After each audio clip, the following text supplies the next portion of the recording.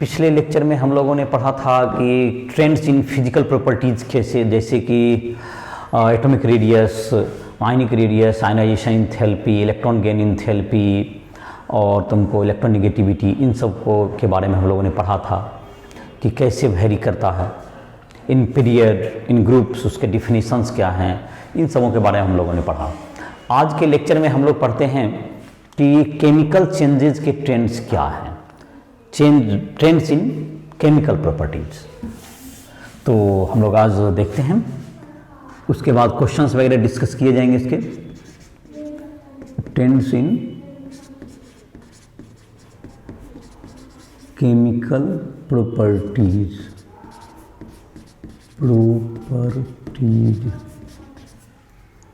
Trends in chemical properties या chemical changes. तो जो केमिकल चेंज में, केमिकल प्रॉपर्टीज में कौन कौन चीज़ आएंगे, जैसे कि तुमको है पहला वैलेंसी है, वैलेंसी एंड ऑक्सीडेशन स्टेट है, वैलेंसी एंड ऑक्सीडेशन स्टेट।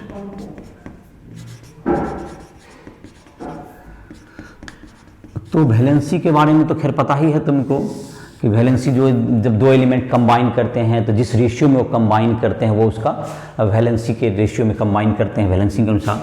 तो जैसे कि है तुमको इसका जो वैलेंसी ऑफ जो कि मेटल होता है, जो जनरली पहला जो हम लोग कंसेप्ट जान सकते हैं, valency of metal equals to number of valence electron, number of valence electron. ये तुमको ग्रुप 1 ग्रुप 2 एलिमेंट के लिए हुआ, ये group 1 and group 2 element, group 1 and group 2 element में तो ये लागू होता ही, जो कि मेटल हैं। तो पहला आइडिया तो यही है, जो कि मेटल है, रिएक्टिव मेटल है, उसमें तुमको वैलेंस इलेक्ट्रॉन का इक्वल कर दीजिए। और दूसरा होता है कि वैलेंसी ऑफ नॉन मेटल जो होता है, तुमको valency of non metal equals to valence electron. Valence electron का मतलब समझते ही होंगे, लास्ट इलेक्ट्रॉन सेल में जो इलेक्ट्रॉन होते हैं -8 कर दीजिए। तो ये फर्स्ट आइडिया है वैलेंसी का। जैसे इसके आधार पर देखें तो सोडियम के लास्ट सेल में कितना है, सोडियम है जैसे 11, तो इसका है 1s2 2s2 2p6 3s1। तो वैलेंस सेल है, तुमको वैलेंस सेल में एक इलेक्ट्रॉन है, तो वैलेंसी ऑफ सोडियम कितना हो गया, 1 हो गया। Valency of sodium 1, valency of Na equals to 1 हो गया एक एग्जाम्पल के रूप में। जैसे कि वैलेंसी ऑफ आप देते हैं Cl है, जैसे Cl17 है, तो 1s2 2s2 2p6 3s2 और 3p5। तो वैलेंस इलेक्ट्रॉन 5 + 7 5 + 2 + 5 दैट इज 7।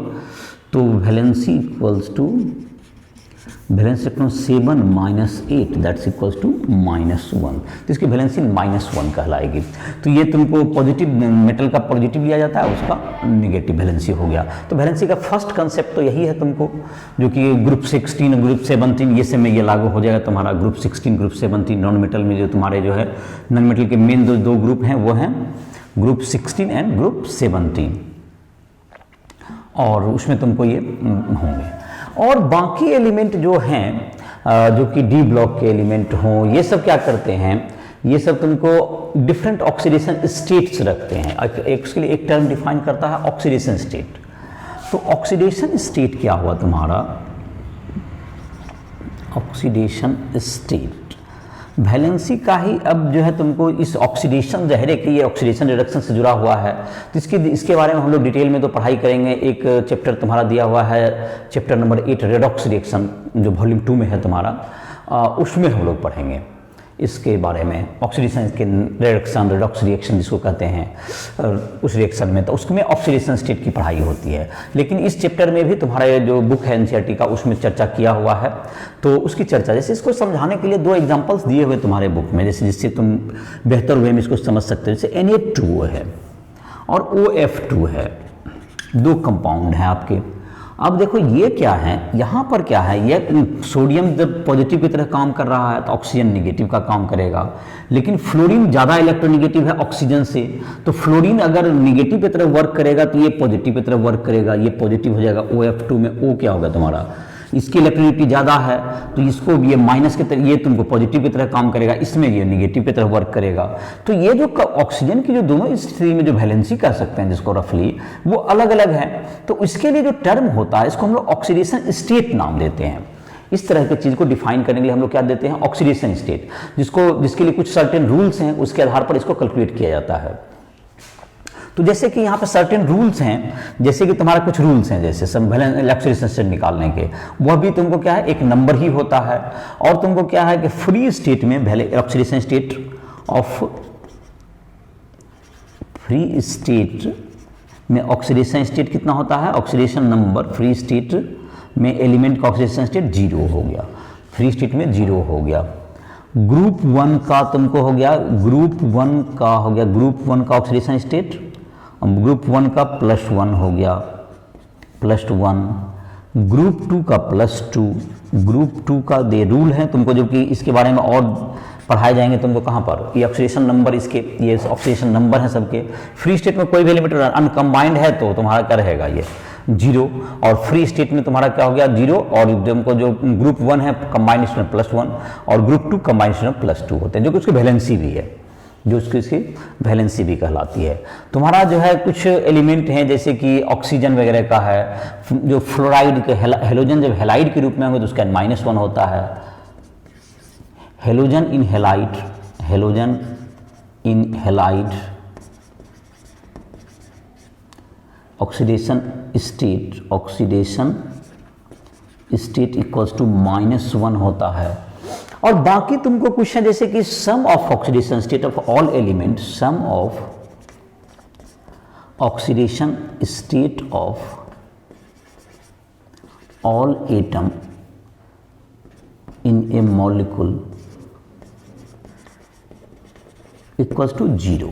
ये तुम्हारा ये सब कुछ रूल्स हैं। इसके आधार पर हम लोग चाहें तो जैसे कि अब तुमको है Na2O का जैसे बात करते हैं, जैसे देखो इसके आधार पर O का निकाल के देखते हैं दोनों कंपाउंड में, Na2O कुछ जैसे मैंने रूल से भी बनाया, इसके आधार पर इसका ऑक्सीडेशन से निकल जाएगा। जैसे देखो इसको तुम X मान लो Na2O, तो इसका सोडियम का जो ग्रुप 1 के एलिमेंट है तो इसका ऑक्सीडेशन स्टेट क्या होगा 2 × 1 प्लस ये X हो गया, दैट्स इक्वल्स टू 0, तो X इक्वल टू क्या हो गया -2 आ गया तुम्हारा ऑक्सीडेशन स्टेट।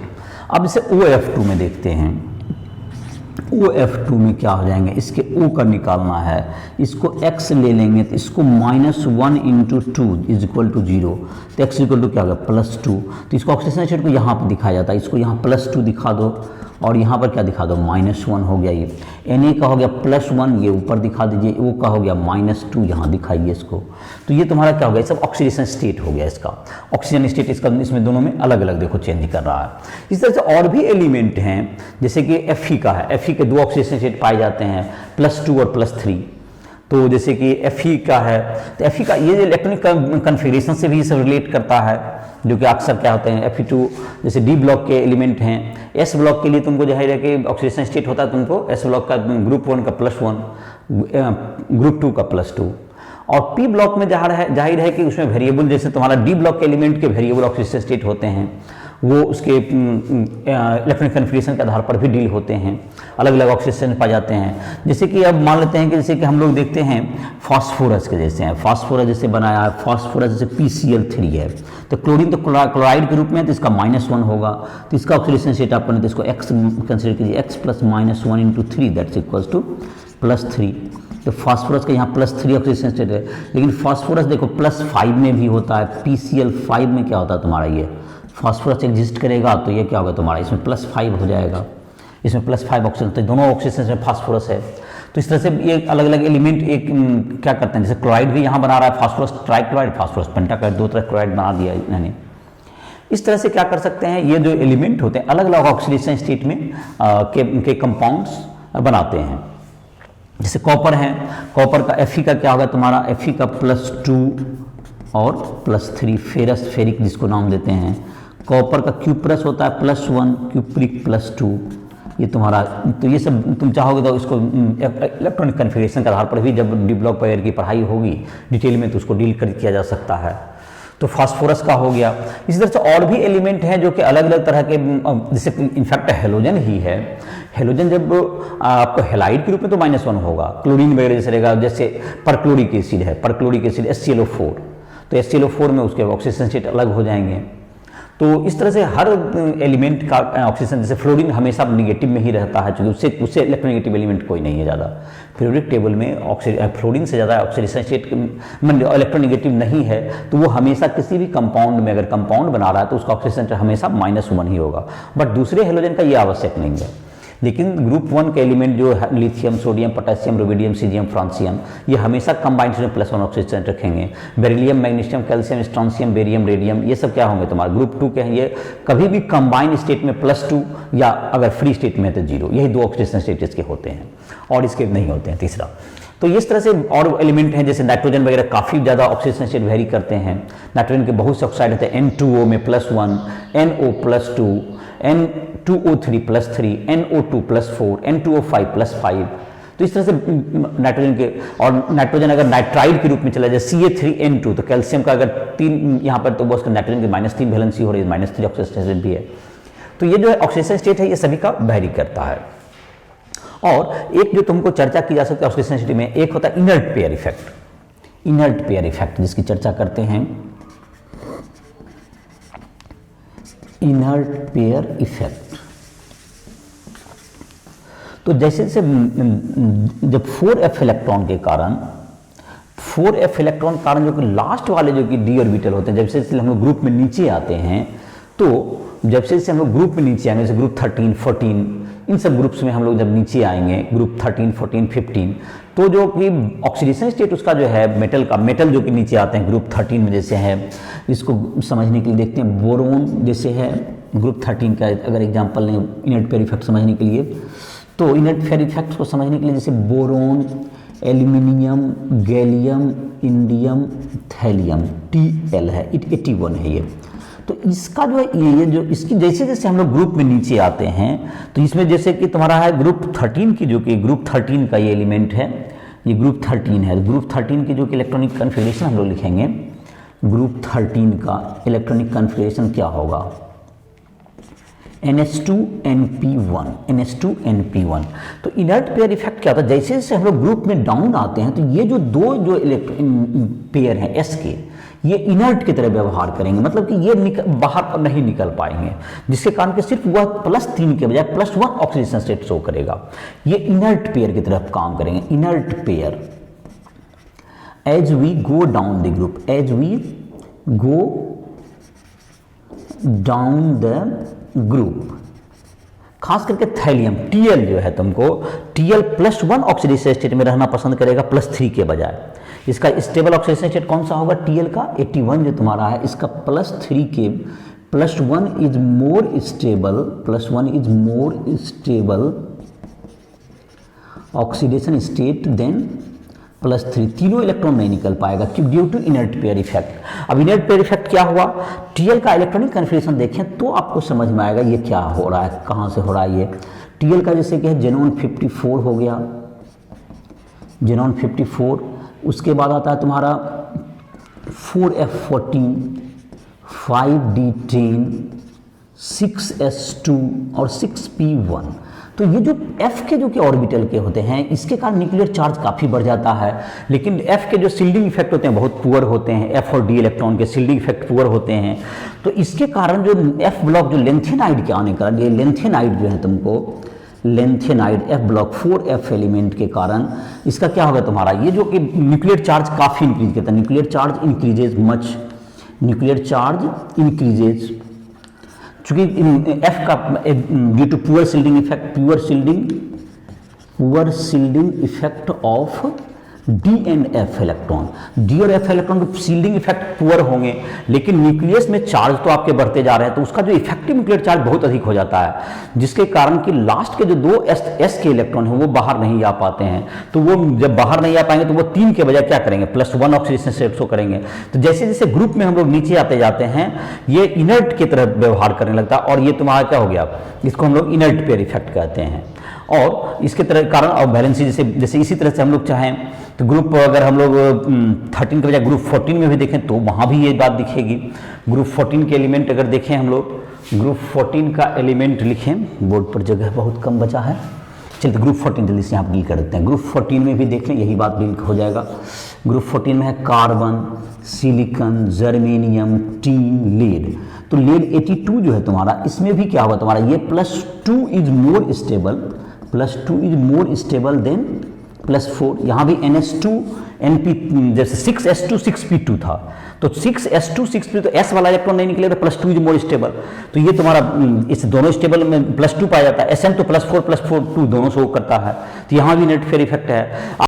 ग्रुप 15 में आएंगे, nitrogen, phosphorus, arsenic, antimony, bismuth भी +3 ही शो कर, बिस्मथ में भी तुमको क्या होगा, 5 के बजाय +3 ही शो करेगा। मतलब बिस्मथ का भी नाइट्रोजन ग्रुप 15 में भी बिस्मथ में क्या होगा तुम्हारा, बिस्मथ +3 देन +5। तो ये सब इनर्ट पेयर इफेक्ट के कारण होता है कि नीचे जाने पर जो है ऑक्सीडेशन स्टेट की टेंडेंसी क्या हो जाती है, कम होते जाती है। और एक वर्ड होता है लेंथेनाइड कंट्रैक्शन। लेंथेनाइड जो 4f इलेक्ट्रॉन है, इसके कारण 4d और 5d सीरीज के रेडियस में कोई लगभग चेंज नहीं होता है, ना उसका एनर्जी एंथैल्पी में भी बहुत ज़्यादा परिवर्तन नहीं होता। उसका जो रेडियस है तुम्हारा, उसका रेडियस 4, जैसे कि 4f लेंथेनाइड कंट्रैक्शन का एक वर्ड होता है कि लेंथेनाइड का जो तुम्हारा है, लेंथेनाइड कंट्रैक्शन में क्या कहा जा सकता है कि लेंथेनाइड के कारण लेंथेनाइड कंट्रैक्शन, लेंथेनाइड कंट्रैक्शन। तो जैसे कि तुमको क्या कहा जाए कि जैसे कि हम लोग 4D, जैसे तुम्हारा 4D सीरीज हम लोग लेते हैं, तो तुम्हारा जैसे कि है टाइटेनियम है, ग्रुप 4 है, जैसे ग्रुप 4 लिए टाइटेनियम, जर्कोनियम और हैफनियम, ये तुमको है। तो ये तुमको इस बीच में अगर हैफनियम का इसका होता है एटॉमिक नंबर है तुमको 40, इसका है 72, तो ये 4D सीरीज है, ये 4D सीरीज में आता है, ये 3D सीरीज है और ये 5D सीरीज है तुमको। तो इसके जो कि एटॉमिक रेडियस में नीचे से ऊपर से नीचे आने पर क्या होना चाहिए, इंक्रीज होना चाहिए, लेकिन इसके दोनों के रेडियस इक्वल होते हैं लगभग। इसको हम लोग लेंथेनाइड कंट्रैक्शन कहते हैं। Due to lanthanide contraction, due to lanthanide contraction, radius of 4D and 5D series element of same group has same radius,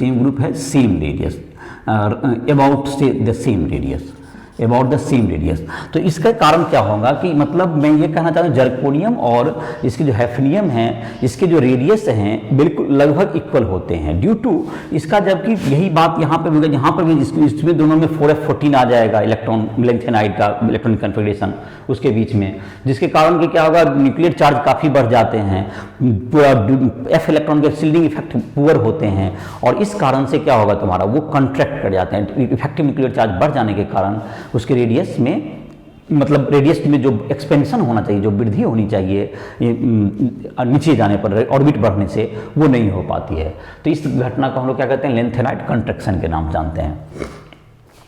और जहाँ तक कि एक तुमको वैलेंसी को अगर प्रिडिक्ट करना है, जैसे कि एक हम लोग देखते हैं ऑक्सीडेशन आयनाइजेशन एंथैल्पी के आधार पर भी वैलेंसी को हम लोग प्रिडिक्ट कर सकते हैं। Large change in oxidation number, ये क्या इसको बताता है, लार्ज चेंज आयनाइजेशन एंथैल्पी में। तो खैर इसको हम लोग चर्चा करते हैं लास्ट टॉपिक में। तो ये तुमको इसमें तुम वैलेंसी और ऑक्सीडेशन स्टेट की कुछ चर्चा हो गई। और ऑक्सीडेशन स्टेट के लिए और जो तुम्हारा है, जो कि इसका जो ऑक्सीडेशन स्टेट के लिए रिडॉक्स का जो तुम्हारा जो लेक्चर है राइस्टोरियल ऐप पर, उसको प्ले स्टोर से डाउनलोड करके तुम उसमें जो लेक्चर्स होंगे, जो तुम्हारा चैप्टर नंबर 8 के जो तुम्हारा लेक्चर हैं, उसमें तुम ऑक्सीडेशन नंबर को और डिटेल में पढ़ सकते हो। तो डिटेल में इसमें जितना दिया हुआ था उसका चर्चा क्या होता उतना चर्चा कर दिया गया। राइट टू ऐप को प्ले स्टोर से डाउनलोड करके तुम हमसे चाहो तो पर्सनली संपर्क भी कर सकते हो। पढ़ाई में किसी तरह की मदद लेनी हो तो हमसे संपर्क कर सकते हो। लाइव क्लासेस ज्वाइन कर सकते हो। उसमें तुमको फिजिक्स केमिस्ट्री के नोट्स भी मिल जाएंगे। तुमको फिजिक्स केमिस्ट्री मैथ में कहीं भी दिक्कत हो तो राइट टू ऐप के माध्यम से हमसे संपर्क कर सकते हो। और तुम्हें उस ऐप पर तुमको JEE Mains, JEE NET, advance, NEET, इन सब क्वेश्चन पे तुम्हें मिल जाएंगे। ऑब्जेक्टिव, सब्जेक्टिव सारे हेल्प भी मिल जाएंगे। तो एक कंप्लीट ऐप है जिसमें तैयारी की जा सकती है। तो इसी के साथ इसको आगे बढ़ाते हैं। तो दूसरा तुम्हारा है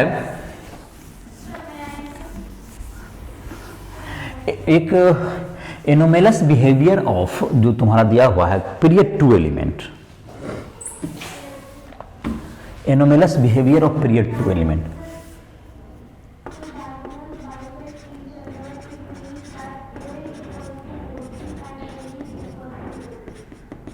Anomalous behavior of period 2 element। तो पीरियड 2 के जो एलिमेंट होते हैं अपने ग्रुप में कुछ अलग, अपने ग्रुप के अन्य एलिमेंट से बहुत से चीज में डिफरेंस शो करते हैं प्रॉपर्टीज में। पीरियड 2 एलिमेंट, ये 2 element shows difference in properties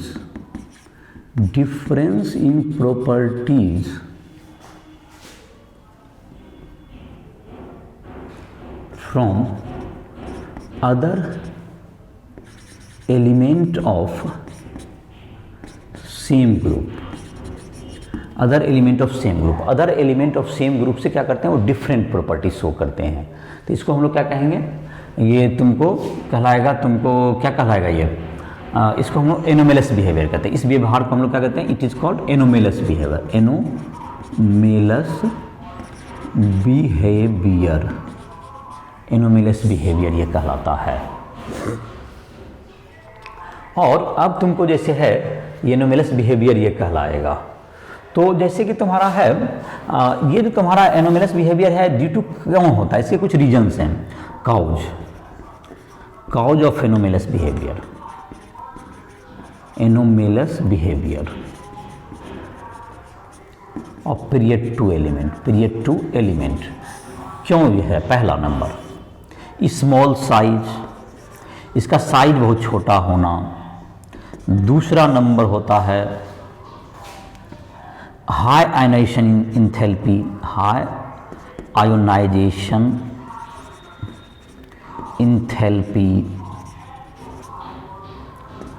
तीसरा formation of multiple bond, formation of double या triple bond, multiple bond due to small size, due to small size. Number 4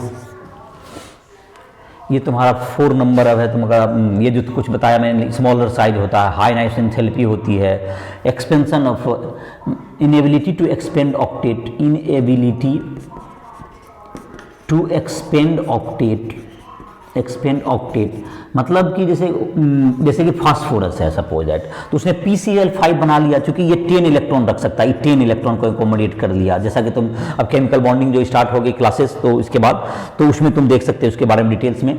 लेकिन NCl5 नहीं हो सकता, NCl5 डजंट एग्जिस्ट, ये नहीं exist करेगा because not more than electron, not more than 8 electron is not possible, more than 8 electron is not possible because इसके पास d orbital नहीं है।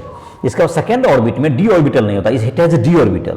3 में वैकेंट d ऑर्बिटल होता है फास्फोरस के पास, नाइट्रोजन के पास नहीं है। तो नाइट्रोजन के जैसे कार्बन, नाइट्रोजन, ऑक्सीजन, ये सब कभी भी 8 से अधिक अपने वैलेंस सेल जो सेकेंड ऑर्बिट में किसी भी स्थिति में 8 से नहीं रख सकता, लेकिन फास्फोरस अपने वैलेंस सेल में 18 तक इलेक्ट्रॉन रख सकता है। तो वो अपनी वैलेंसी को 8 से बढ़ा भी सकता है, अपने ऑक्टरमोस्ट सेल में जो इलेक्ट्रॉन है उसके नंबर को 8 से बढ़ा, जैसे PCl5 उसने बना लिया बिकॉज वो 10 इलेक्ट्रॉन भी एकोमोडेट कर सकता है। लेकिन ये NCl5 का एग्जिस्टेंस नहीं होगा। NCl3 बनता है, PCl3 भी बनता है, PCl3 में तो 8 ही इलेक्ट्रॉन होंगे, वो भी एग्जिस्ट करेगा, PCl5 भी एग्जिस्ट करता है, लेकिन NCl3 एग्जिस्ट करता है बट NCl5 नहीं करेगा कभी भी। तो इस तरह के जो केस होते हैं ये भी देखे जाते हैं इसका। तो ये तुम्हारा जो है कुछ मैंने बताया कि ये एनोमलस बिहेवियर के रीजन थे। और एक जो तुमको डायगोनल रिलेशनशिप एक वर्ड आता है इसमें, डायगोनल रिलेशनशिप। डायगोनल रिलेशनशिप क्या है? जैसे पीरियड 2 के एलिमेंट हैं, पीरियड 2 के एलिमेंट हैं जैसे बेरिलियम, लिथियम से स्टार्ट कीजिए, lithium, beryllium, boron, carbon, nitrogen, oxygen, fluorine. अब देखिए यहाँ पर जो है पीरियड 2 के एलिमेंट जो है तुमको पीरियड 2, ये जो पीरियड 2 के एलिमेंट थे ये अब पीरियड 3 के एलिमेंट आते हैं। तो यहाँ पर क्या आ गया तुम्हें? सोडियम आ गया, यहाँ पर क्या आ गया? मैग्नीशियम, ये बोरोन के नीचे एल्यूमिनियम, कार्बन के नीचे सिलिकॉन, नाइट्रोजन का फास्फोरस, ऑक्सीजन के नीचे सल्फर, फ्लोरीन के नीचे क्लोरीन। तो ये तुम्हारा हो गया। अब तुम्हारा जहाँ तक की रहा एलिमेंट, तो ये तुम्हारा क्या होगा? अब तुम्हें जो एलिमेंट है लिथियम का, जैसे देखो कोई भी प्रॉपर्टी में क्या होती है, जैसे आपका ग्रुप में अगर डिक्रीज करता है, जैसे एटॉमिक रेडियस ग्रुप में डिक्रीज कर रहा है तो पीरियड में डिक्रीज कर रहा है लेफ्ट टू राइट, तो ग्रुप में इंक्रीज करेगा टॉप टू बॉटम। तो इसका मतलब ये हो गया कि पीरियड में अगर आपका लेफ्ट राइट डिक्रीज कर रहा है, इधर इंक्रीज किया, तो लगभग इन दोनों के जो सारे प्रॉपर्टीज में यही हो रहा है। आयनाइजेशन एंथैल्पी भी आपका इंक्रीज करता है, इधर डिक्रीज करता है। तो सारे प्रॉपर्टी में ये जो तुम्हारा लिथियम और मैग्नीशियम में सेम प्रॉपर्टी शो करने लगता है, इसको कहते हैं डायगोनल रिलेशनशिप। तो लिथियम और मैग्नीशियम की बहुत सी प्रॉपर्टीज क्या होगी? सेम हो जाती है। तो इसकी जैसे चर्चा तुम जब एस ब्लॉक पढ़ोगे उसमें तुम देखोगे। उसी प्रकार से देख सकते हो तुमको बेरिलियम और किसके हो गए? तुम्हारा एल्यूमिनियम के सेम हो जाएंगे। इसी प्रकार से इसके जो प्रॉपर्टी हैं ये भी आपके क्या हो जाएंगे? सिमिलर दिखने लगते हैं सिलिकॉन और बोरोन के। तो इस तरह से इस प्रॉपर्टी को हम लोग क्या कहते हैं? इसको हम लोग कहते हैं, और ये तुम्हारा डायगोनल रिलेशनशिप हो गया। डायगोनली मतलब इसके कारण क्या समझ में आया कि कुछ जो पीरियोडिक ट्रेंड्स में हमने देखा होगा कि जो प्रॉपर्टी लेफ्ट इधर इंक्रीज कर रहा है, अगर इस साइड क्या हो रहा है? डिक्रीज कर रहा है, तो टॉप टू बॉटम इंक्रीज करता है अक्सर। तो इसका मतलब ये हो गया कि दोनों जैसे, तो इन दोनों के जो होते हैं यहाँ पर जो डायगोनली है दोनों के सिमिलर प्रॉपर्टी होने की संभावनाएं रहती है। तो ये सब एलिमेंट आपस में क्या दिखाते हैं? डायगोनल रिलेशनशिप कहते हैं इसको। तो इन सबों की चर्चा अलग से होगी। तो जैसे हम लोग जबकि एस ब्लॉक, पी ब्लॉक ये सब पढ़ेंगे तो हम लोग को चर्चा का एनोमलस बिहेवियर ऑफ ये तुम्हारा पढ़ाई होगी, उसका क्यों किस तरह से पीरियड, उसके सारे प्रॉपर्टी में वो डिफरेंस हो रहे हैं। मैंने मेन रीजन तो लिखा है, लेकिन जैसे क्या क्या प्रॉपर्टीज, जैसे लिथियम का देखें तो लिथियम अपने ग्रुप जो है सोडियम, पोटेशियम, इन सब से किस तरह से सब में अलग है। जैसे हार्ड होते हैं वह तुमको बहुत सा उसका जो है तुमको प्रॉपर्टी है कि वो रिडक्शन पोटेंशियल अलग होता है उसका। तो बहुत से ट्रेंड में वो ट्रेंड को ओबे नहीं करता है। हार्डनेस के कारण उसके मेल्टिंग पॉइंट भी हार्ड हो गया तो काफ़ी बढ़ जाते हैं अन्य एलिमेंट से। बेरिलियम का भी वही बात है। तो इस तरह से अपने ग्रुप में उसको लिस्टिंग किया जाएगा किस तरह से डिफर है। उसके बाद जो है ये देखो कि जो डायगोनल रिलेशनशिप में कैसे लिथियम मैग्नीशियम से मैच कर रहा है उसकी प्रॉपर्टी, वो भी आप स्टडी करेंगे। तो लिथियम का मैग्नीशियम से, बेरिलियम का एल्यूमिनियम से, इन सबों के बारे में आप एस ब्लॉक का जो एलिमेंट है, जो क्लास होगी एस ब्लॉक का, उसमें स्टडी करेंगे हम लोग डिटेल में। फिर तुमको जहाँ तक है पी ब्लॉक एलिमेंट, उसमें भी पढ़ाई होगी। क्लास 11 में भी है पी ब्लॉक, और क्लास 12 में भी पी ब्लॉक है, और D and F block class 12 में पढ़ाई होती है इसकी। अब हम लोग केमिकल रिएक्टिविटी की चर्चा करते हैं। केमिकल रिएक्टिविटी, तो केमिकल रिएक्टिविटी का जहाँ तक है, जैसे हमने फिजिकल ट्रेंड का बात किया अभी, केमिकल रिएक्टिव कौन सा एलिमेंट कितना होगा। केमिकल रिएक्टिविटी का दो तरह का आधार है। या तो एक तो होगा जो मेटल के रिएक्टिविटी का आधार ये होता है, मेटल रिएक्टिविटी है का बेस ये है कि उसके आयनाइजेशन, वो आसानी से इलेक्ट्रॉन क्या कर सकता है? छोड़ सकता है। तो वो क्या हो जाएगा? तुम्हारा मेटल होगा। और जो कि तुम्हारा दूसरा होगा कि जो आसानी से इलेक्ट्रॉन छोड़ सकता है, तो उसका आयनाइजेशन एंथैल्पी क्या होनी चाहिए? तो मेटल के लिए क्या होना चाहिए? आयनाइजेशन एंथैल्पी लो होनी चाहिए। अब है केमिकल रिएक्टिविटी।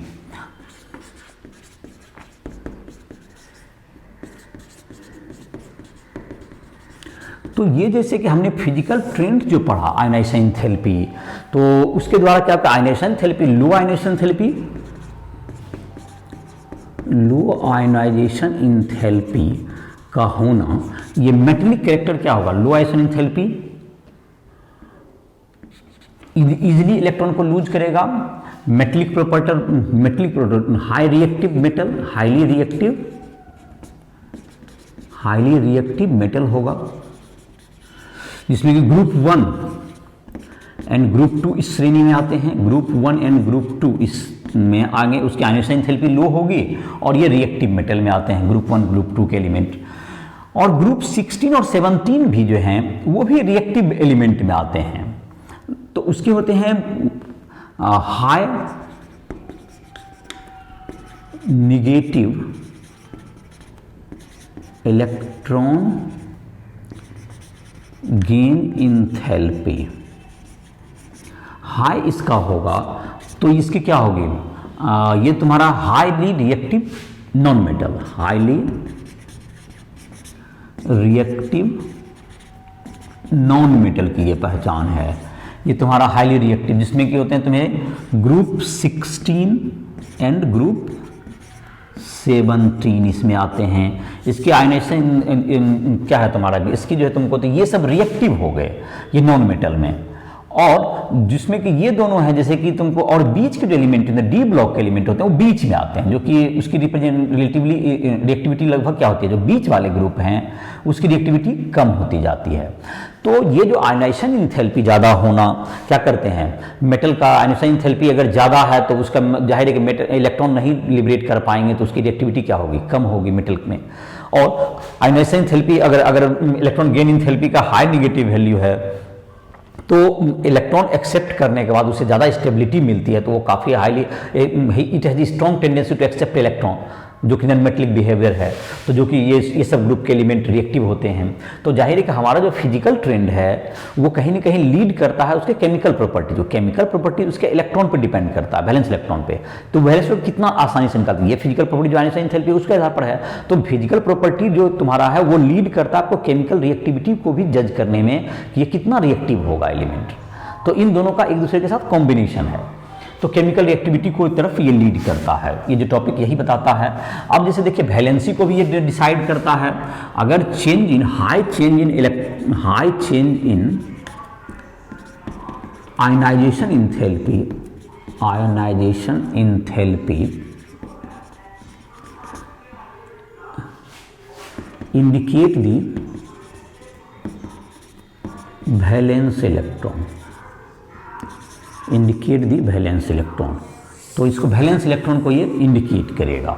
जैसे कि तुमको है, अब जैसे कि हम लोग कह सकते हैं कि कौन सा एलिमेंट का, हम लोग कह सकते हैं ग्रुप 1 में जैसे है तुम्हारा लार्ज आयनाइजेशन एंथैल्पी, जैसे कि एक एलिमेंट दें सपोज दैट, एक ionization first ionization enthalpy first, ionization enthalpy second, ionization enthalpy third, ऐसे में कोई इमेजनरी एक नंबर देता हूँ।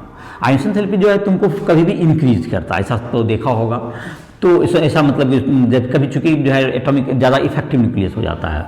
जैसे कि एक डाटा है तुमको 500, इसके बाद ये हो गया 5000, उसके बाद तुम्हारा थर्ड है तुमको 6500 और ये तुमको है 7500 किलोजूल पर मोल है। ये अगर किलोजूल पर मोल में ये डाटा है। और दूसरा एलिमेंट है, ये एलिमेंट क्या हो गया तुम्हें 1 का हो गया, ये एलिमेंट 1, ये फर्स्ट एलिमेंट का। सेकेंड एलिमेंट का देखते हैं, ये डाटा है तुमको, ये है 700 और सेकेंड है तुमको 1700 मान लेते हैं। ये तुमको है सीधा अब आएगा 7000 हो गया मान लेते हैं, और ये है 9000 किलोजूल पर मोल में है, किलोजूल पर मोल में। अब देखिए ये दोनों डाटा क्या सजेस्ट करता है, ये दोनों डाटा सजेस्ट करता है फर्स्ट एलिमेंट में देखते हैं कि high change from first to second हुआ है, और सेकंड डाटा में देख रहे हैं कि सेकंड फर्स्ट और सेकंड में उतना डिफरेंस नहीं है, बढ़ना तो है लेकिन सेकंड और थर्ड में डिफरेंस ज़्यादा है। तो ये दिखाता है कि वैलेंस इलेक्ट्रॉन जो तुम्हारा ये जो है किसी अन्य ऑर्बिट से 500 वाला किसी मतलब अन्य अलग ऑर्बिट से निकला है, उसके इनर ऑर्बिट से बाद वाला निकला है। तो वैलेंस इलेक्ट्रॉन इन फर्स्ट कितना हो गया, valence electron in first is equal to 1। तो इसकी वैलेंसी क्या होगी, ये किस तरह का हैलाइड बनाएगा, ये तुमको बनाएगा MCl, M अगर इस मेटल का नाम है तो NX बनाएगा हैलाइड, NX हैलाइड, ये हैलाइड हो गया। इस तरह के हैलाइड बनाएंगे, इसकी 1 वैलेंसी शो करेगा। वैलेंसी ऑफ मतलब क्या कहते हैं, वैलेंस इलेक्ट्रॉन ऑफ सेकेंड जो तुम्हारा सेकेंड जो एलिमेंट है इसमें 2 है, क्योंकि 2 और 3 के बीच में ज़्यादा चेंज होता है, 2 अलग ऑर्बिट से आया, तीसरा अलग ऑर्बिट से आया, इसलिए वैलेंस इलेक्ट्रॉन ये 2 होगा। तो ये किस तरह का हैलाइड बनाएंगे, MX2 टाइप के बनाएंगे। तो इस तरह से इसके जो हाई जंप इन आयोसन एंथैल्पी किसको इंडिकेट करता है, ये वैलेंस इलेक्ट्रॉन को भी इंडिकेट, जैसा कि इस डाटा से देख रहे होगे। और जो कि नॉन मेटल होते हैं उसकी जो इलेक्ट्रॉन गेन एंथैल्पी होती है वो ज़्यादा होती है। फर्स्ट मतलब जो तुम्हारा फर्स्ट इलेक्ट्रॉन जब एक्सेप्ट करेगा, जैसे कि फ्लोरीन का तुमको है -346 highest electron gain enthalpy. Electronegativity का जो क्रम था तुम्हारा, फिर से रिपीट करते हैं, इलेक्ट्रोनिगेटिविटी सबसे ज़्यादा fluorine, then oxygen, then chlorine, then nitrogen, ये तुम्हारा है इलेक्ट्रोनिगेटिविटी। और हाईएस्ट किसका था, highest electron gain enthalpy exceptionally था, तुमको सबसे ज़्यादा क्लोरीन का था, देर आफ्टर आता है फ्लोरीन का नंबर। तो ये तुम्हारा इलेक्ट्रॉन गेन एंथैल्पी में ये लीड करता है। तो ये है। और लिथियम वगैरह की जो तुम्हारा है इलेक्ट्रॉन लिबरेट करने की एबिलिटी होती है। लिथियम का जो ग्रुप है, जो ग्रुप 1 है, वो आसानी से इलेक्ट्रॉन लिबरेट करता है, तो उसकी जो है आयोनेशन एंथैल्पी लो होती है, तो सबसे ज़्यादा रिएक्टिव मेटल ग्रुप में आता है। और जैसे जैसे टॉप टू बॉटम हम लोग जाएंगे ग्रुप में, तो उसकी जो तुम्हारा आयोनेशन एंथैल्पी और कम होगी, तो उसकी रिएक्टिविटी टॉप टू बॉटम भी बढ़ते जाती है। तो इस प्रकार से केमिकल रिएक्टिविटी को कनेक्ट करता है ये तुम्हारा जो क्या फिजिकल प्रॉपर्टी है, उसके high jump in ionisation enthalpy valence electron को इंडिकेट करता है। तो ये सारी जो थ्योरीज है, इसके आधार पर तुम जो है अब क्वेश्चंस को बना सकते हो। क्वेश्चन जैसे तुम्हारा बहुत से दिए हुए हैं, जिसकी चर्चा भी आगे के लेक्चर्स में की जाएगी। और जो कंसेप्ट का तुम्हारा जो क्लास था पीरियोडिक टेबल का, वो तो समाप्त हो गया। अब जो एनसीईआरटी बुक के क्वेश्चन है, एग्जाम्पलर प्रॉब्लम है, राइस्ट्रियल ऐप पर जो तुम्हारे ऑब्जेक्टिव है, सब्जेक्टिव है, इन सब क्वेश्चन की तुम प्रैक्टिस कर सकते हो। और क्वेश्चन बनाने में जहाँ भी, या कंसेप्ट को समझने में जहाँ भी दिक्कत है, बिना हिचकिचाहट के तुम हमसे राइस्ट्रियल ऐप के माध्यम से संपर्क कर सकते हो। तुम्हें काफ़ी अच्छी जो है तुमको मतलब जहाँ भी तुम्हें प्रॉब्लम आ रही है उसको दूर करने का प्रयास किया जाएगा। और आई होप कि हम लोग जो है फिजिक्स, केमिस्ट्री, मैथ किसी भी सब्जेक्ट में दिक्कत हो, तुमको JEE Mains, JEE Advanced, NEET, इन सबों की तैयारी करनी हो, तो तुम हमारे ऐप पर आकर के राइस्ट्रियल ऐप को प्ले स्टोर से डाउनलोड करके तुम हमारे माध्यम से पढ़ाई कंप्लीट कर सकते हो और सफलता भी मिलेगी। तो इसी के साथ इस लेक्चर को समाप्त कर रहा है।